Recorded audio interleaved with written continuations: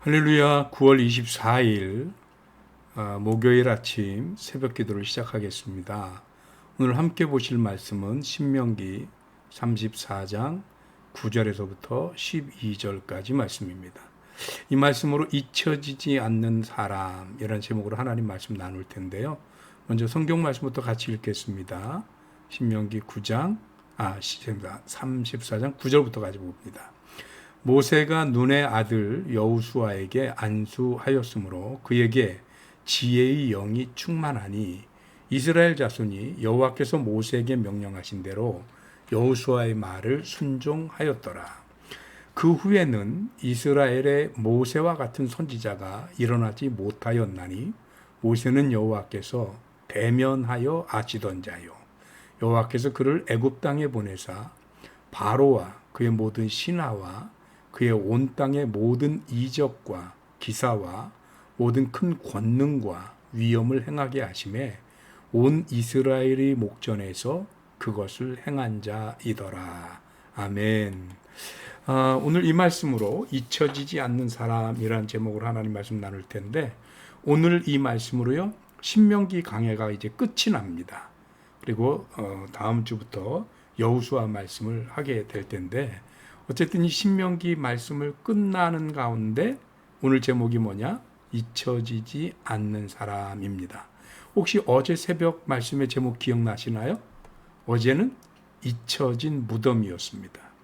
그런데 이게 딴 사람 얘기가 아니고 다 한 사람 얘기예요. 잊혀진 무덤도 모세의 무덤이 사람들의 기억 속에서 잊혀졌다라는 것이고요. 또 오늘 잊혀지지 않는 사람은 누가 잊혀지지 않는 사람이냐? 모세가 잊혀지지 않는 사람이었다라는 것입니다. 모세는 이스라엘 백성에게는 이스라엘 백성대로, 하나님에게는 하나님대로 도저히 잊을 수 없는 사람입니다. 이스라엘 백성에게는 왜 그러냐면 오늘 성경이 10절에서 뭐라고 얘기하냐면요. 모세를 일컬어서 그 후에는 이스라엘에 모세와 같은 선지자가 일어나지 못했다라고 얘기를 합니다. 왜 그러냐? 모세가 기적을 행하고 이런 게 아니에요. 그 기적은 어차피 사람이 행하는 게 아니고 하나님이 행하는 거고 사람은 도구로 쓰임받은 거죠.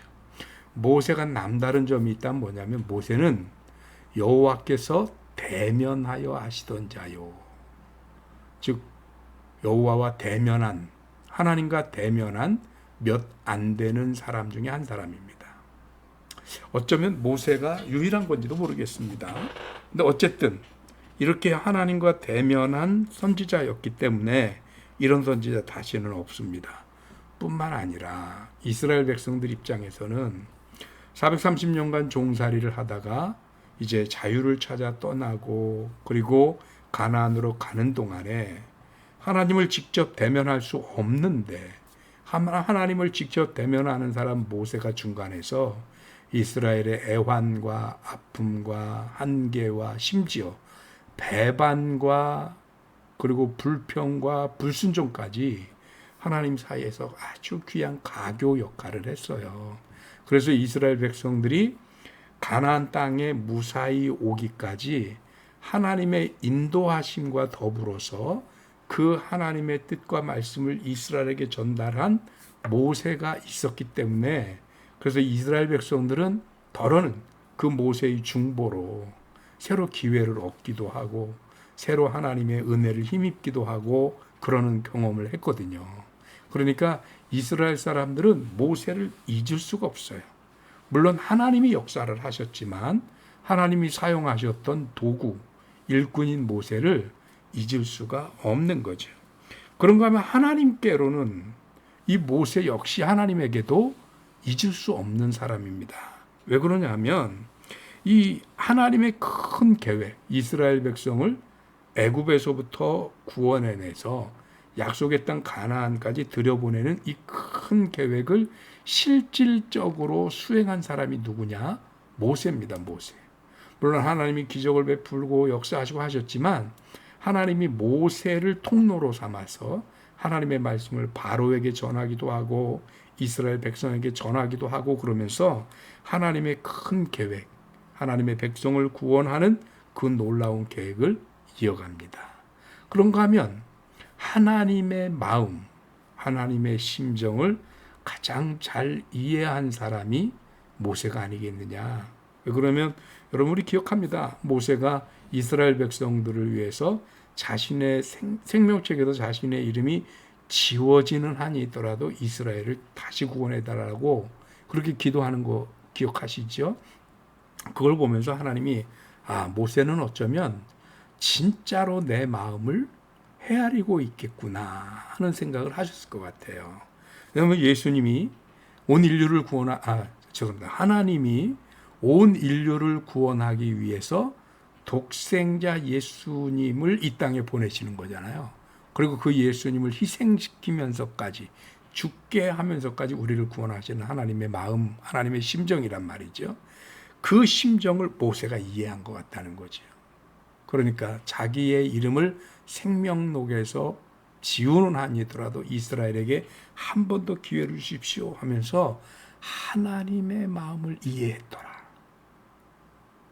그러니 하나님이 그를 대면하여 알던, 즉 교제했던 그 모세 하나님은 잊을 수 없었습니다.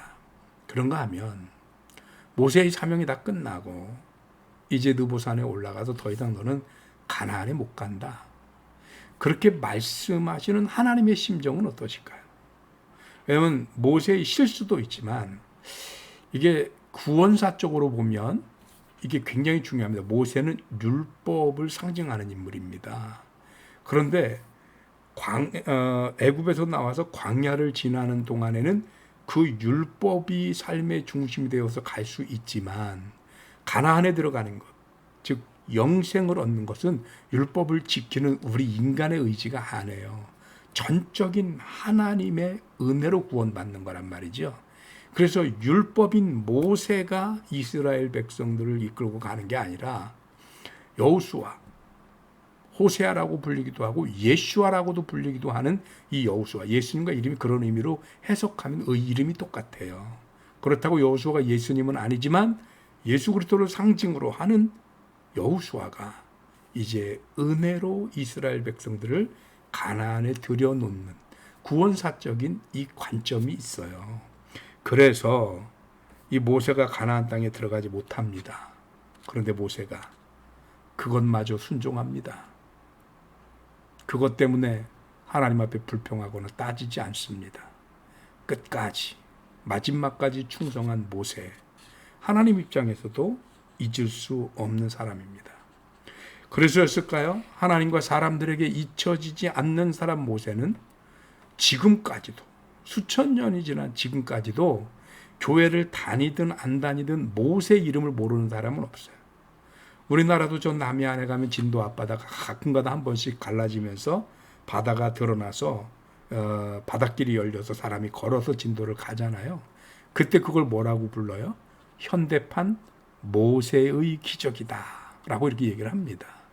그럴 만큼 예수를 믿든 안 믿든 모세가 어떤 사람인지 세상 사람들은 다 알아요. 잊을 수 없는 이름이 된 거지요. 여러분, 우리 믿는 성도들이 하나님 앞에 신앙생활할 때 잊을래야 잊을 수 없는 성도가 되면 얼마나 좋을까 하는 생각을 해봅니다. 성도들 입장에서 또는 같은 교우들 입장에서 같은 신앙생활을 하는 형제들 입장에서 정말 잊을 수 없는 참 좋은 집사님, 권사님, 장로님, 그리고 하나님 입장에서도 정말 잊을 수 없는 외향적으로 많이 드러나고 유명해지고 능력 있고 이런 게 아니라 그분 자체로, 그 존재 자체로 이름 없이 빛도 없이 자기 역할 감당하면서 기도하면서 엎드린 그런 잊을 수 없는 성도. 우리가 모세를 바라보면서 와 저런 사람도 있어 하고 끝날 게 아니라 우리도 모세처럼 잊혀지지 않는 사람, 잊을 수 없는 성도가 되어지시기를 주님의 이름으로 축원합니다. 기도하겠습니다. 하나님, 신명기 강해를 마칩니다. 이 신명기 강해를 끝내면서 우리 신명기의 저자였던 모세를 다시 한번 기억합니다. 마지막까지 끝까지 자신의 영달이 아니라 자신의 영광이 아니라 하나님의 계획과 섭리를 이루어가며 이스라엘 백성들을 온전히 약속의 땅 가나안 땅까지 들이기까지 정말 이름 없이 빛도 없이 나에게 어떤 은덕도 결과도 없이 도구로 쓰임받기를 원했던 모세. 그래서 잊혀지지 않는, 아니 도저히 잊을 수 없는 사람이었던 모세처럼 오늘 우리의 신앙도 우리의 인생도 모세처럼 잊을 수 없는 성도의 길을 갈 수 있게 하여 주옵소서. 오늘도 승리의 하루 되게 하시길 간절히 바라옵고 우리 주님 예수 그리스도 이름으로 기도하옵나이다. 아멘. 예배 마쳤습니다. 감사합니다. 내일 금요일 아침에 만나 뵙겠습니다. 승리하십시오.